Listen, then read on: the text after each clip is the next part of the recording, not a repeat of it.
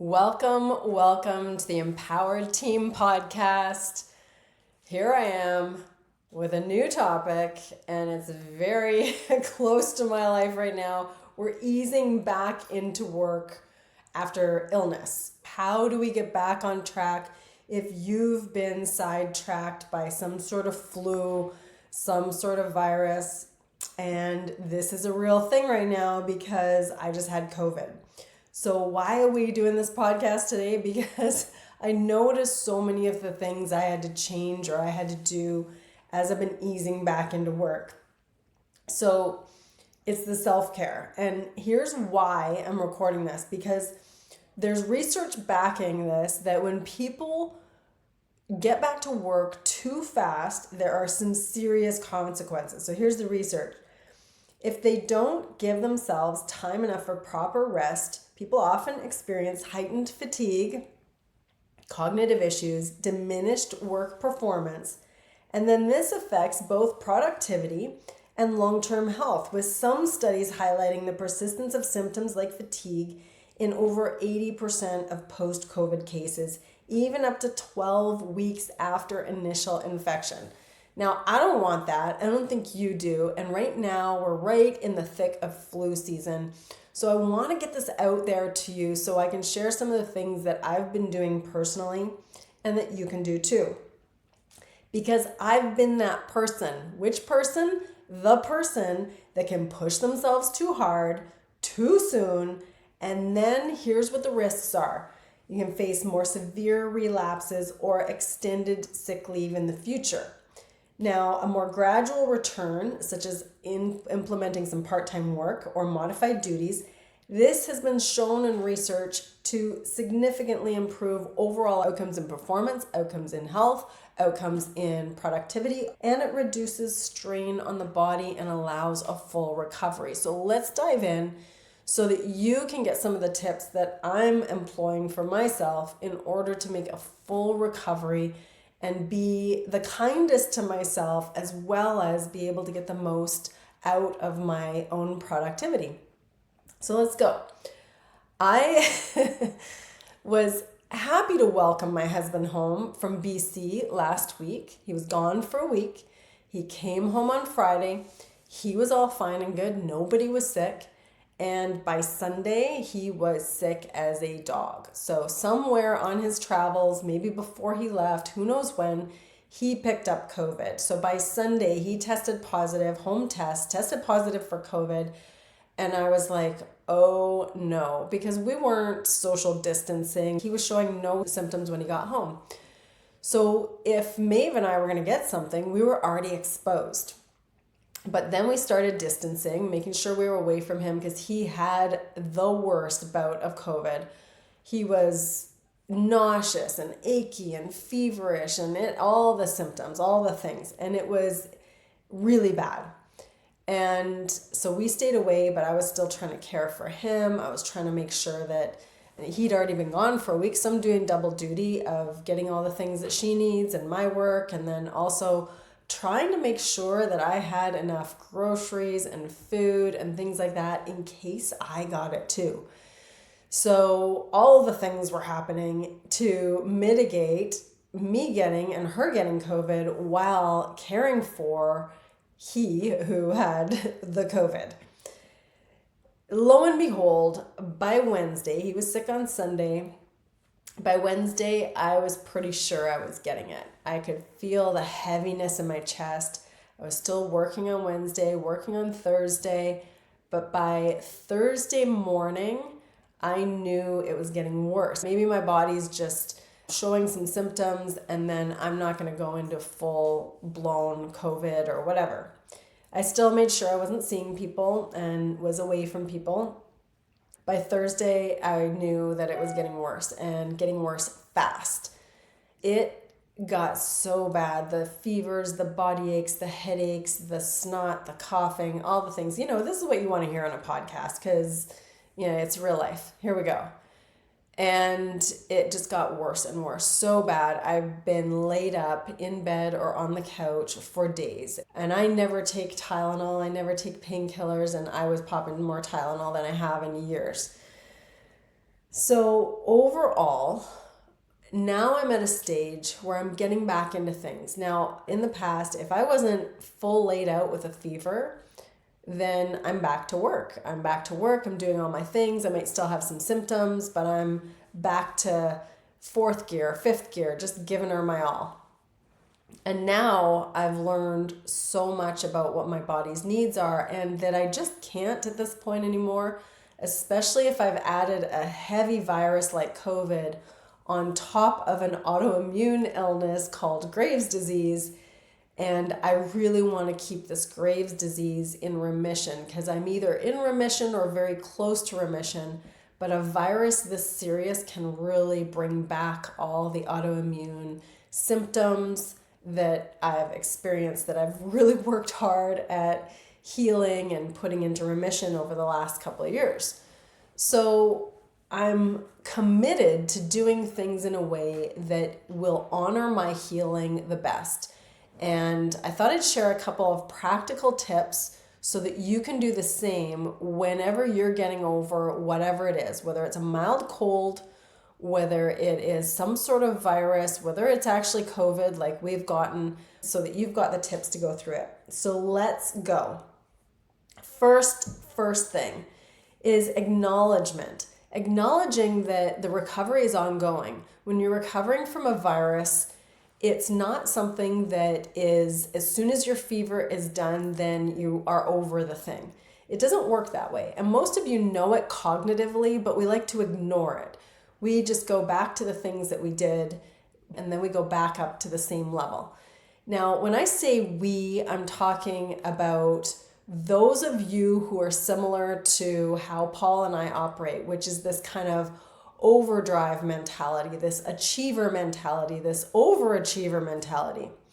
The body, when healing, it's a recovery and it's a process. It's not when the fever is done and the runny nose has stopped that the body is done recovering from that particular virus. It doesn't work that way. It takes some time, and there's still going to be some things that are needed along the way.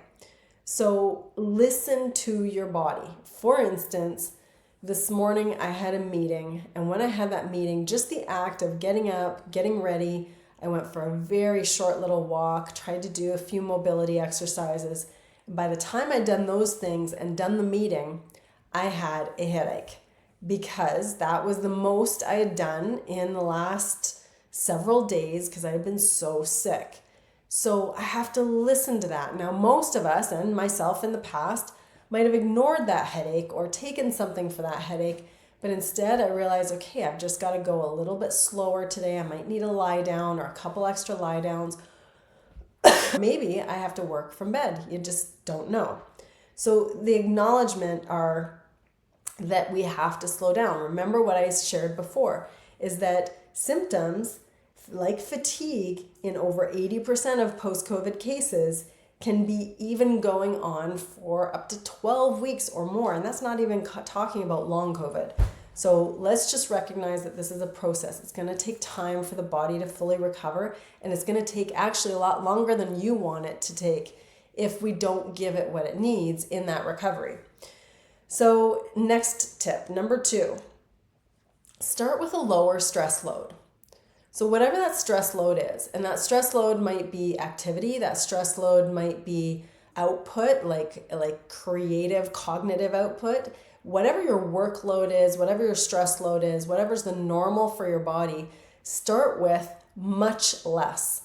Maybe it's a quarter, maybe it's half. Start with a much lower work day. So when you're coming back to work, if you're off because you're sick, then when you're coming back to work, start with a quarter day. Start with a half day. Ease yourself back in. Do not go back into the full workload. Now, this is hard because some people are going to say, well, are you better? Are you back? And the other part that's so hard about this is that there's a backlog. There's a backlog of the things that have been building up that you weren't doing when you were sick. Now, fortunately, in my case, 2 of the worst days that I was healing and recovering that I was sick was over the weekend.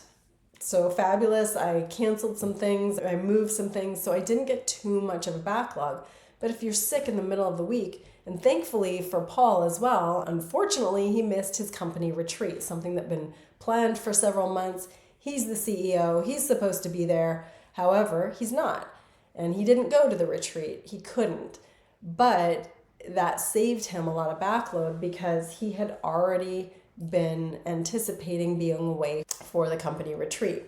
So ease yourself back in. Prioritize with lower stress tasks, what's not going to take the cognitive load. And the bizarre thing is that we think, well, I'm not going to be moving around so much. Maybe my work is just at a desk or it's low key type work. Unfortunately, when we need to put in a lot of cognitive load, that is just as stressful or as demanding on the body as sometimes physical workload. They're different things, but they have different effects and they still are a demand on the body and healing.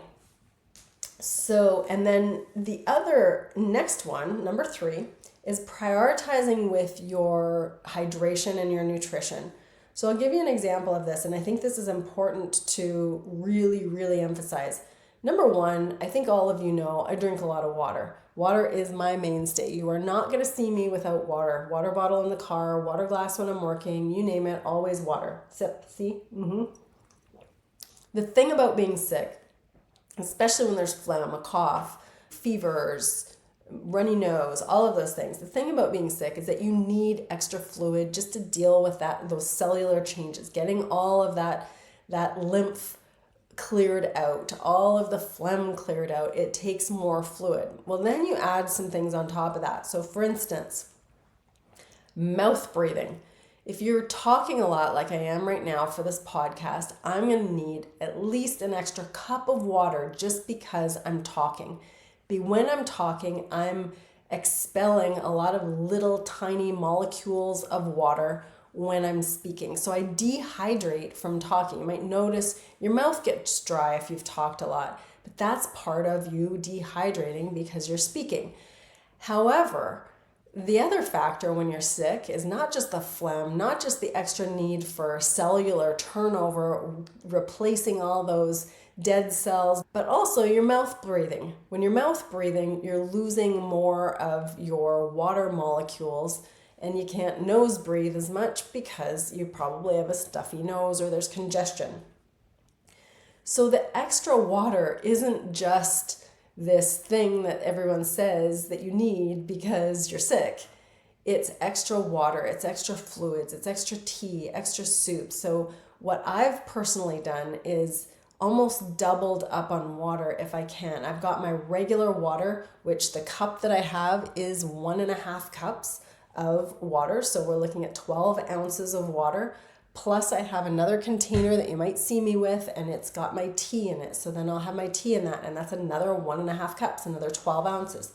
So I know exactly how much I've had, but if I add that tea in, I know I'm doubling up. And then the other thing I would do is make sure that my dinner, if I'm eating and able to consume food, then it's some sort of broth or soup or stew so that's liquid. It's got everything I need in it plus some extra liquid. Now the hard part is that you don't feel like taking in extra fluids. So whenever you're sick, even though everybody's saying take in lots of fluids, take in more than you think. I thought I was taking in enough fluids, but I was so tired and so sick. I've been lying in bed for hours. And I realized that, oh my gosh, in that amount of time, I would ordinarily have drinking one of those glasses of water. And I completely missed out on it because I was so sick and just lying down. And it was easy. I noticed that it was so easy to get dehydrated because of the extra demands on the body and because you don't feel like consuming anything. You don't feel like drinking anything. You don't feel like eating anything. So it's this double whammy of not feeling like it, plus you need extra, and so it's hard to get that fluid in. So I'm making an extra point of this. So emphasize extra teas. I have a tea that has turmeric and ginger in it, but then at the same time, I would add a little bit of honey that also has extra turmeric in it. So add the nutrition that you know is going to be healing. The lemons, the gingers, the turmerics, things that will support your body, garlic. Anything that's going to support your body in clearing out whatever's going through you. And then lots of that hydration.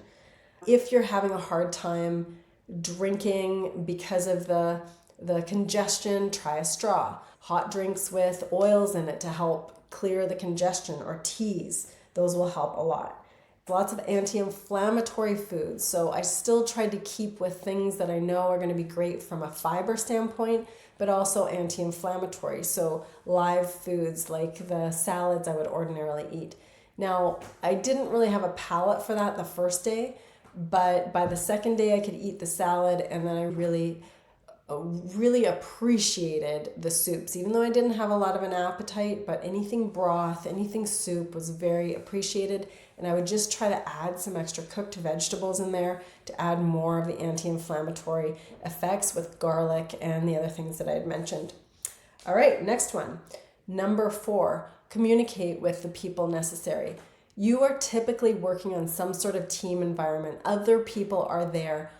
You know, if you're listening to this podcast, you are typically aligned with serving other people. You have a big heart. You take action. You are up to something greater than yourself. That's part of what it means in being empowered, being part of the empowered. If that's the case, you know how you treat other people when they get sick. You know that you want them to have whatever they need, take care of themselves. You want to support them as well. Let them know what you're going through. I know it might be hard to receive help, but let your team know what you're going through so that they can help pick up the slack. It's a group effort. It is not all on your shoulders. Make sure that you talk to people who need to be in the know, that you're not operating at full function and you're going to need a few days, and you'll keep them informed on a daily basis. That's one of the things that can make a huge difference. And then setting boundaries. And these boundaries might be with yourself, literally saying to yourself, I am not going to overbook myself or overcommit to something when I'm not sure I'm going to be ready. Make sure you give yourself that support. It's self-care. This is actually a form of self-love. So communicating with your team, and then literally having your own back. I'm back, but I'll be ramping up my workload gradually. Please have patience with my production. Or I'll let you know when I'm back to 100%. Please check in with me so that I can communicate appropriately. Those are ways that you can keep that communication open. All right, next one, number 5. Take frequent breaks. I've learned this today. This podcast that I'm recording right now, I'm recording in the afternoon. I typically record my podcast in the morning. I anticipated recording my podcast this morning, but I couldn't. I didn't have the energy and the cognitive ability to do what I had done and do this. I literally had to spread out my work over a longer span of time because the energy is just not there, especially when I'm putting it out on something like a podcast where I have to be focused, clear, have all my notes ready, and be able to articulate ideas across. It is because I needed more breaks, needed more downtime, needed to lie down, needed to do some tasks that were completely mindless. They didn't take a lot of energy, and I could do some of that type of workload, but not a high demand cognitive workload.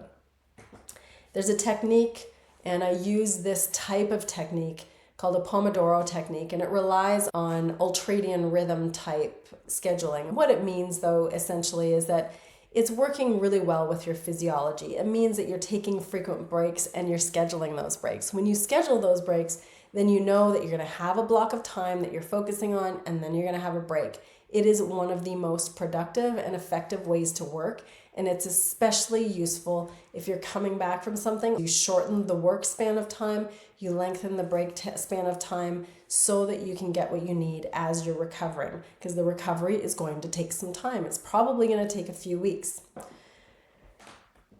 Next, number 6. We mentioned this already, but listen to your body. And one of the reasons I'm saying this again is because you will lose some of the initial symptoms, whether it's the fevers, the stuffy nose, the chest congestion, the headaches, whatever you got going on. You're going to lose some of those symptoms. That's fantastic, but we fall under the illusion of thinking that we're better, period. We're not in recovery, or we're not still healing, whatever the more accurate terminology would be. But we're better is typically not the case, even though you might be reducing some of the symptoms. So as your symptoms go down, chances are you're going to add some more activity coming in. You have to listen to how your body responds. So you may feel exhausted at the end of the day. The last thing you should do is push through that. Don't push through exhaustion. Don't push through lingering symptoms. Make sure you back up. Make sure you say no. Make sure you take the rest, whatever you have to do. Now, one of the most effective ways that I've been doing this is by monitoring my activity. I know how many steps I typically get in a day. I'm typically taking between 9,000 and 15,000 steps a day based on my workouts, my walks, my activity, whatever I'm doing. It's usually between 9,000 and 15,000 steps. I'd be surprised if I'm under 10,000 steps in a day. When I've been so sick, that's just not even a thing. I was literally laid out. So when I started to feel a bit better, then step count was a fantastic way to make sure I didn't overcook it or overdo it. So normally I would walk the dogs. Walking the dogs wasn't even a normal thing. So I did want to get fresh air. I did want to get outside. I did want to move a little bit because I knew that just getting a little bit of blood flow would help support the recovery process as long as I didn't overdo it. But I also knew I was really at risk of walking too far, walking too fast, elevating my heart rate too much. So I didn't want to do that. So one of the things I did is I verbalized, I'm not going for a walk, I'm going for a shuffle. So I took my daughter out and my dogs out on a shuffle. I said, we're going for a shuffle. And I literally walked so slow because that's what my body needed at that time. My daughter even said, oh, this is so relaxing. And it was relaxing. But one of the ways that I knew not to go too far was by my step count, by the distance I normally walk. So in the first day that I actually started moving around, I didn't do any more than 5,000 steps. Now that's less than half of what I would normally do in activity, just the right amount. But then I had a baseline. So then the next day, even though my symptoms were getting a little bit better, I knew I wasn't close to being recovered, and I still am not close to being recovered. But the next day, I didn't go any more than 6,000 steps. I only went up by 1,000 steps, even though I was feeling so much better. Why? Because that's what was appropriate for coming back. The old version of me, a few years back, I would have gone from being laid out, doing nothing, probably right back to 8,000 steps, right back to 12,000 steps and above. Just because it's like, okay, I don't have a fever anymore, I'm good to go. Back to training, back to doing all the things. But that just wasn't appropriate. It isn't appropriate. So this time I'm giving you the key examples, and these are metrics that are quantifiable so it can support you in slowly easing back into what you need to do. Now, what I'm describing is same for something like an injury. You've sprained your ankle, you've hurt your shoulder, you've hurt your back. Treat it the same way. If you expect to sit for hours like you normally would or work actively for hours like you normally would, you can't. Find ways to quantify so that you're honoring your recovery over the long haul instead of trying to go from 0 to 60 in 1 week or 2 days. It doesn't work that way. And when I say it, I mean our bodies, our physiology. Number 7, adjust your expectations. Now, as I'm saying these things, hopefully this whole process and all these tips are adjusting your expectations. But I want to say it very succinctly. If your productivity isn't 100% for the next week or two coming out of an injury or illness, that's okay. That's part of recovery. You are going to have to go step by step. And this is one of the reasons why we communicate, and we're laying this out so clearly so that you can remind yourself that, hey, this is how it works. Now, it's interesting how even though for many years, over 2 decades in high performance sport, and being in high performance leadership for so long, that I know these things and I advocate these things for other people, but it took a long time for me to put them in place for myself. I would practice what I preached in all these areas except this one, really recovering self-care and honoring myself, honoring my own recovery. That one area was like the black hole that got neglected because everything else and everyone else was so important. Now I'm saying this in my own area of weakness because I have a feeling that by saying it, there are other people who have this area of weakness too. So adjust your expectations. It's okay if you're not coming back at 100%. Focus on the progress instead of getting right back to 100%. All right, number 8, celebrate the small wins. The small wins for me in the past few days have been this. When I stayed on the couch and watched football on Sunday afternoon instead of trying to do 5 different tasks while football was on. So a nice, slow, really, really easy, laid back little outdoor adventure called shuffling. Another one I did on those walks is instead of, we usually walk to an area that's a conservation area. It's probably a 20-minute walk away. And then in that area, I would then go for another 30 minutes of a walk or 40 minutes of a walk with the dogs so they can go off leash. Now, I wanted to get the dogs off leash. I wanted to be in the natural area, but I just didn't have the energy. So we drove that first bout, got into the nature area, let the dogs off leash, did a little mini shuffle in that area. So I still got some movement, some blood flow, some nature outdoors, and then went back and drove home. So the win, a huge celebration, getting the dogs off leash, in nature, outdoors, moving around, still got everything I wanted to get while at the same time honoring my recovery, honoring the healing that needs to happen. So little things like that are worth celebrating because they're going on the path of getting you back to your 100% productivity, your 100% health, instead of delaying the healing, delaying the recovery by doing too much too fast. And other little wins, if I think of these, it's the incremental progress on the getting the steps back. Other wins are even just noticing the improvements while you're healing, noticing that there's less fever or more energy or less symptoms. All of those little wins coming from you caring for yourself. That's number 8. Now that's the last one, but I really want to conclude here with these steps being things that are common sense, really, but easy to neglect. And when I say easy to neglect, they end up being easy to do and also easy not to do. And those are some of the most valuable things in life. These things that are easy to do, but easy not to do. And when they're easy not to do, we just don't do them and we figure it's not a big deal because they're so easy to do, easy not to do. However, they are just as important as those hard things that we overcome in life.